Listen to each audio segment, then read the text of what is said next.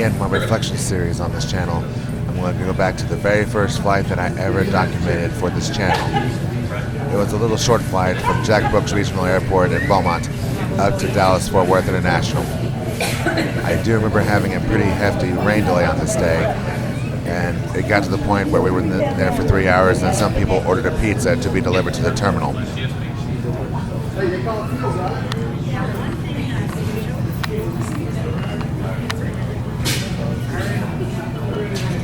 Oh, look at that. Nose gear touch, main gear touch. It's here. And yes, reflecting on this, I realized that I was an idiot, thinking that the nose gear touched first. When, of course, we can all plainly see that it was the main gear that touched first, and then the nose gear, just like it's supposed to be.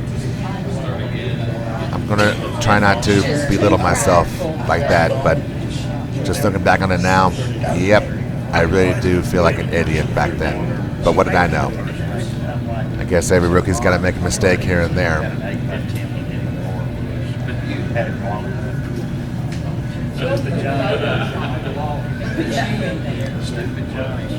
But I'll tell you what, it was really beautiful seeing this beautiful ERJ-145 taxi into the landing area here.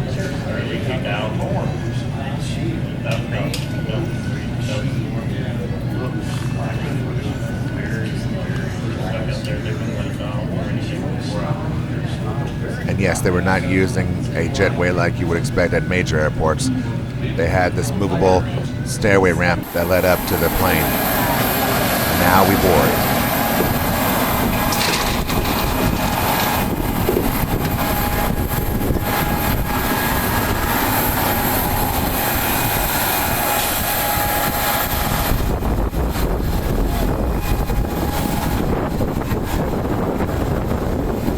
I'm not sure how the One World Alliance in aviation has expanded between this flight and now.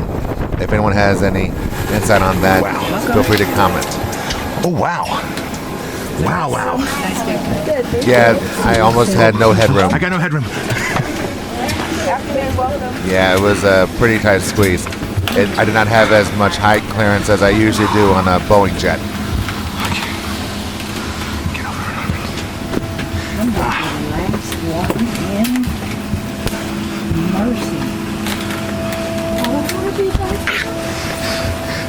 I'm too tall for this kind of thing. Okay, here we go. There we go. Oh, that's beautiful. Absolutely beautiful. Oh, nice. The passenger let me have the seat. Ladies and gentlemen, in just a few minutes, once everyone... The original passenger of that seat wanted to switch around since they did not want to be responsible for the emergency exit. So, who am I to deny the extra legroom?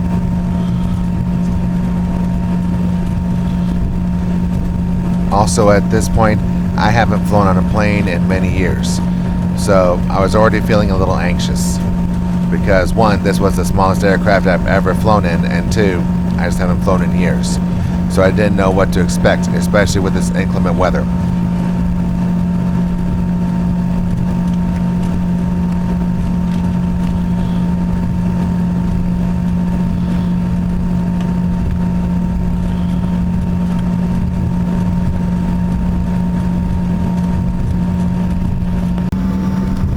As I stated, this was the very first flight that I've ever documented for this channel. So not only am I learning how to find a really good angle, but of course I'm facing the challenge of inclement weather. I did learn that during this taxi, the main taxiway was under construction at this time, and so since there was very little traffic in this area as it was, they used the runway as the main taxiway towards the end. And then we just did a 180 to take off. While we're taxiing, let's take a look at a little more information about the runways at Jack Brooks Regional Airport, KBPT. We're going to be taking off from runway 30 at a bearing at 300 degrees and an elevation at 6 feet above sea level. The runway is 6,751 feet long and 150 feet wide. Concrete pavement, grooved, and in really good condition.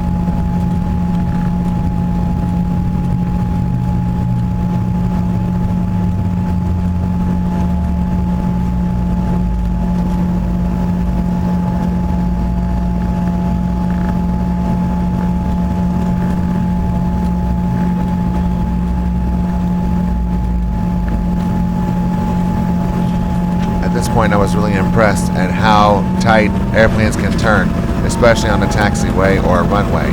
It really is impressive that these machines can literally turn on a dime.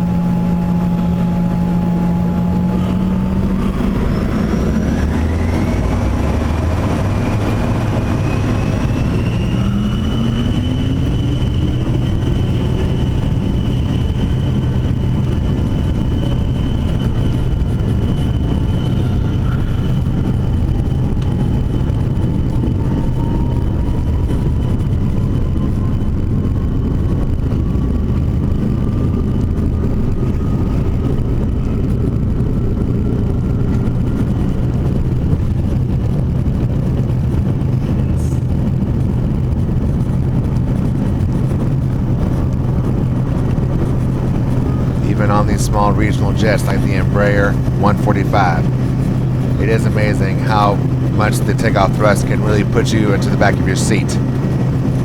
It was such a thrill. That's probably why you hear me breathing so hard right now. But let's get a little more information about the ERJ-145. Maximum takeoff weight is 48,500 pounds and the maximum landing weight is 42,549 pounds. With a fuel capacity of 1,690 gallons of Jet A fuel, which translates to 11,322 pounds. With a range of 1,550 knots and a service ceiling of 37,000 feet. And the time to climb, the estimated time to climb to flight level 350, which is 35,000 feet above sea level, is about 8 minutes. And the maximum cruising speed, 0.78 Mach. Very impressive for these small jets. Very impressive.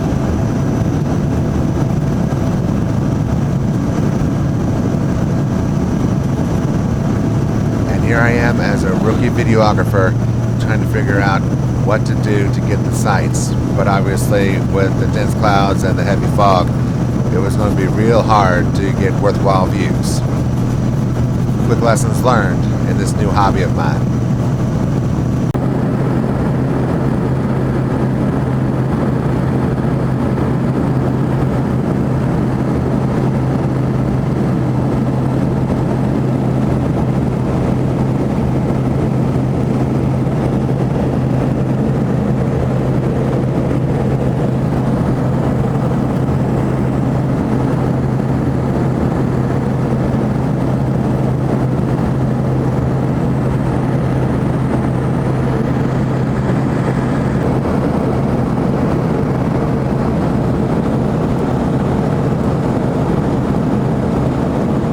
Is there a certain name for the phenomena that happens when you're in between two layers of clouds like this, almost sandwiched between these two layers, one layer below you and one layer above you like this?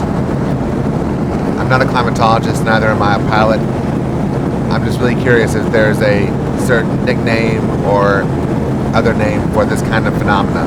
It was very unique. I don't think I've ever seen that ever since this flight.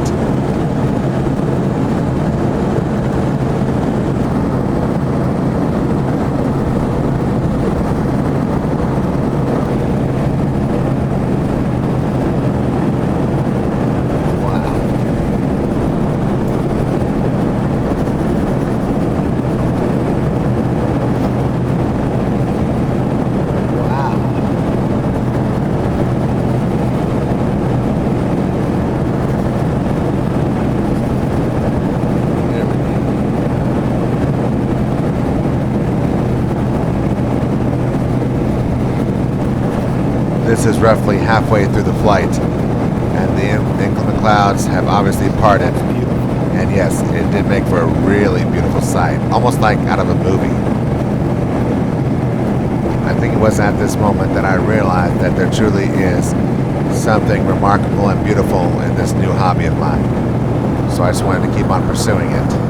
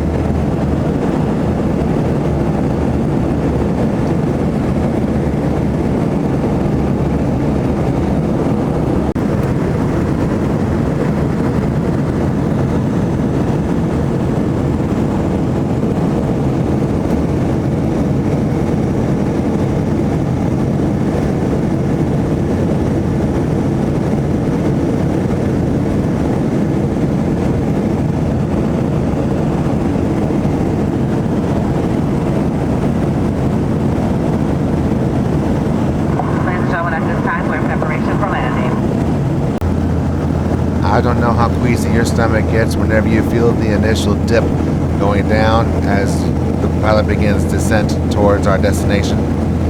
At first, it was really queasy for me, but after a while, when you expect it, it's something that you just get used to.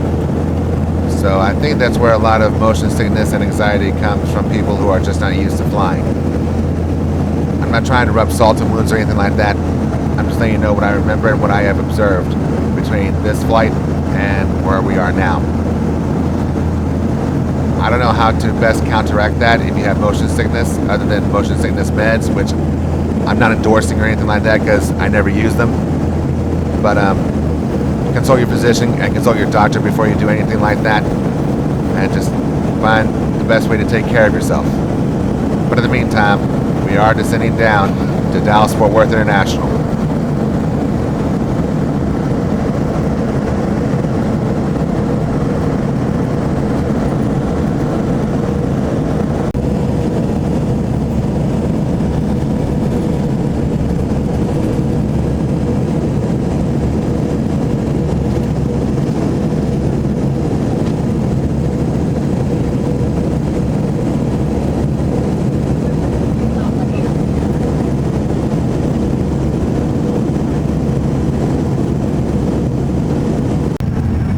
As we are on final approach to Dallas-Fort Worth, allow me to say again that some people feel the most anxiety on takeoff or landing, although I understand that debate is forever going and will forever go on as long as humans are capable of flying.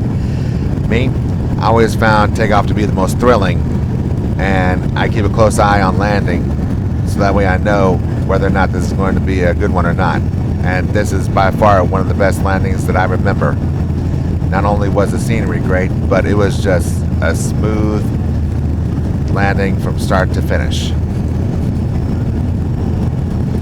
And even though at this time I knew very, very little about Dallas-Fort Worth International, since I was just getting my feet wet in this little hobby of mine, I did find out a lot more about DFW since then. For example, the runway we are going on to is 36 right, which is at bearing 360 and at about 575 feet above sea level. The runway itself is 13,401 feet long and 200 feet wide, much more than enough for the small regional jets to land. And as you see, we arrived there as smooth as butter. You cannot ask for a better landing. And as you can see, the spoilers have been acted, which means we touched the ground beautifully. I really think this was actually one of the best flights I could ask for when starting this little hobby of mine for this channel.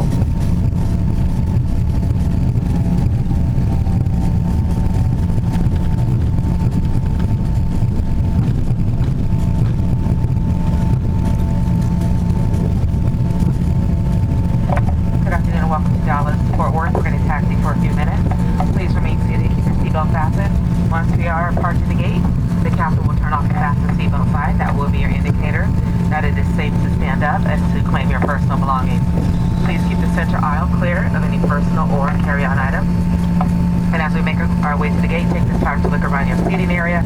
Please make sure that you don't leave any of your personal belongings behind. Check underneath the seats. Check between the seats. Also check the seat pockets in front of you. Take care when you open the overhead bins. The silence they may have shifted. It is okay at this time to use your cell phone once we are parked at the gate. Thank you so very much for joining me on this, my reflection series on my very first flight. Y'all take care, God bless, and safe travels to all.